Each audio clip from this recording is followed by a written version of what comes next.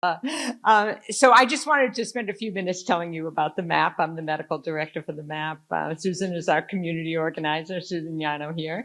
And we launched on International Safe Abortion Day, which was September 28th, 2023, after Massachusetts had passed the SHIELD law. So we became a Massachusetts SHIELD law practice, which means that we have all those protections that Claire talked about. And in addition, as part of the deal, we follow all regulation, Massachusetts regulations regarding telemedicine and medical practice. So we are considered an integral part of the healthcare system in Massachusetts, which is pretty awesome. Since we are an what we call an asynchronous telemedicine abortion service. So some of you may have known from COVID, you started to have video conferences with, instead of going in person. That's called synchronous telemedicine. But asynchronous is when people basically apply for the pills online. So it's incredibly convenient. You come home from work, you put your kids to bed, and then you can apply for your abortion pills at the MAP or other places. Though if you fill out a medical history form, we have 5 different clinicians, of which I'm one, that review the form to be sure that, you're within we give the pills up to 11 weeks. So you want to be sure that people aren't further along than that. We want to be sure that they don't have any medical conditions, of which there's very few, that would, make the pill unsafe for them.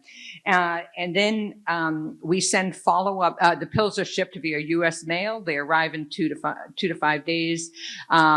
We charge $75, but we have a pay what you can model. A third of our patients pay $5 or less. Our motto really is, that we are committed to getting abortion pills to anybody who needs them, regardless of their zip code or their ability to pay. Currently we serve about I just wanted to say one more thing. It's not like you don't have any kind of opportunity to talk to a clinician if you want to. So we send forms, follow-up forms, to see how people did 2 and 6 weeks after they received the pill. But we have very secure means by which a patient can talk to a clinician via the phone or communicate via text or email with it if there's any kind of problems that arise. So to date, we have received 95% of our patients live in ban or restricted states. A third of them are from Texas.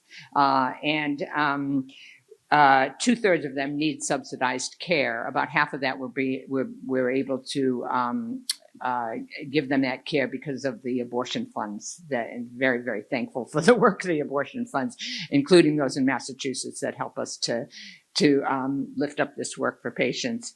And we currently are serving about 2,500 patients a month.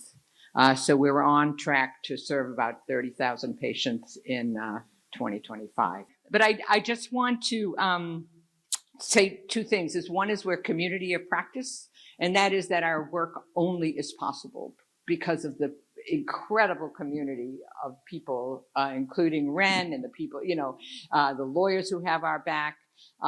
There's 75 community volunteers that pack our pills at pizza parties, a few times a month. We have pro bono lawyers that,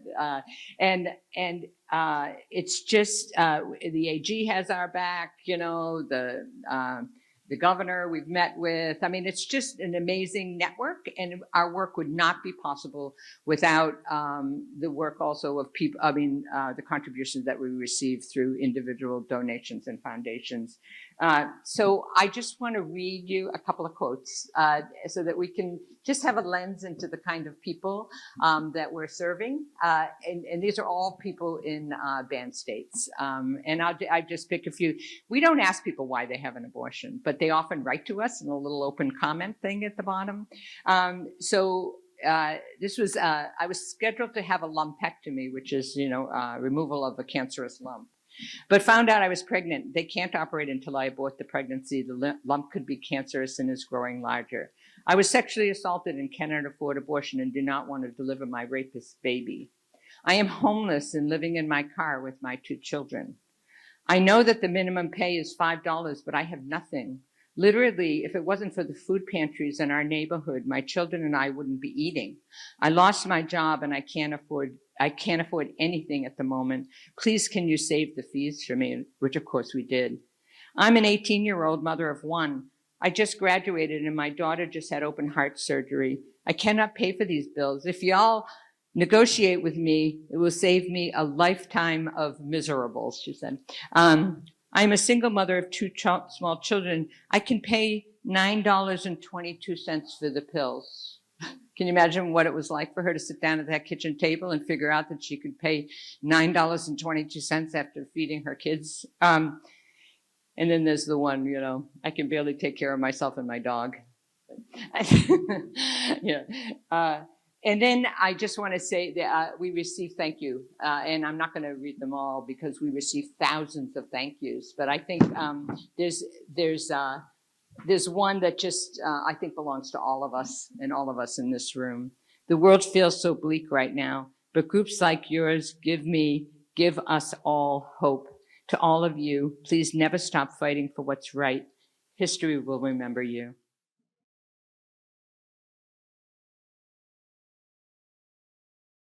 The pills are safe. I don't know. I mean, the pills are probably one of the most studied, medical processes in all of medicine.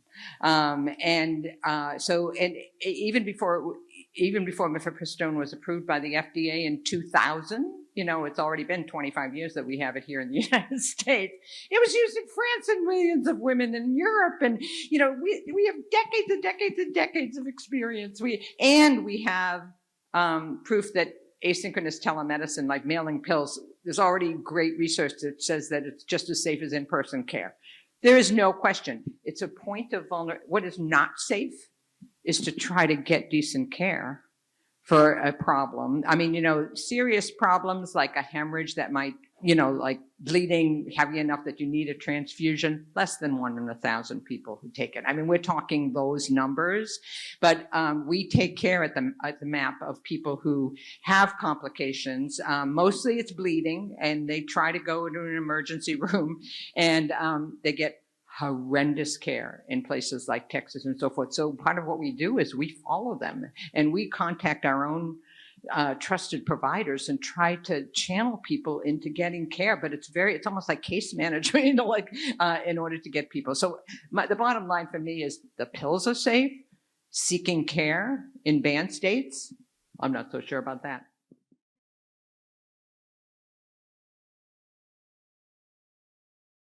First of all, we don't use the word surgical.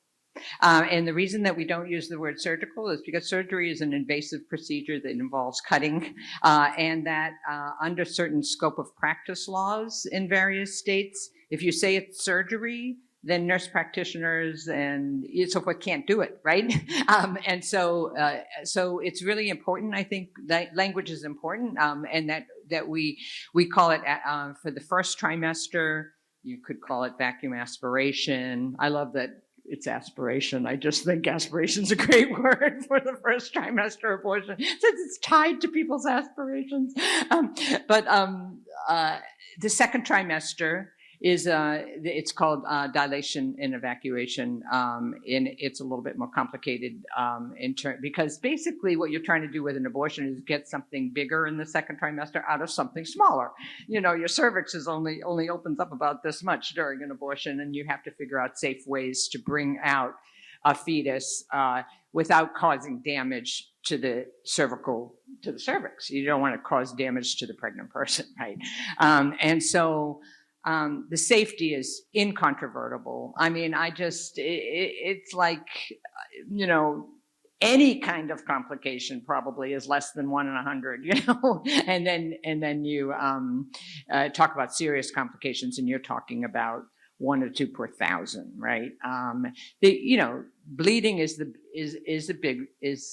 probably the biggest one in the first trimester, and in the second trimester you're putting in instruments in the uterus. So very rarely you could have what they call a perforation of the uterus, where you make a small hole in the uterus, things like that. And then infection is very, very rare as well. So the risk of dying from an abortion is less than getting an injection of penicillin. It's less than having your wisdom piece taken out.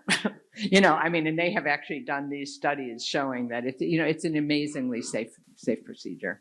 For women of color and other marginalized communities, I think developing trusted relationships is really the biggest way to mitigate complications. And that really is a hard thing to do when you're coming from a historical distrust. Lisa spoke about it. In the tribal community, it's really pervasive in our healthcare system. So as providers, as consumers of the healthcare system, building those relationships is the only way to really get in front of the complications. And I think the other thing is, hemorrhage is so common, dare I say, that it's highly treatable. And the majority of, if you see someone dying or someone being impacted by a hemorrhage, that means that they're in a negligent healthcare system, because it's absolutely very, very, very treatable.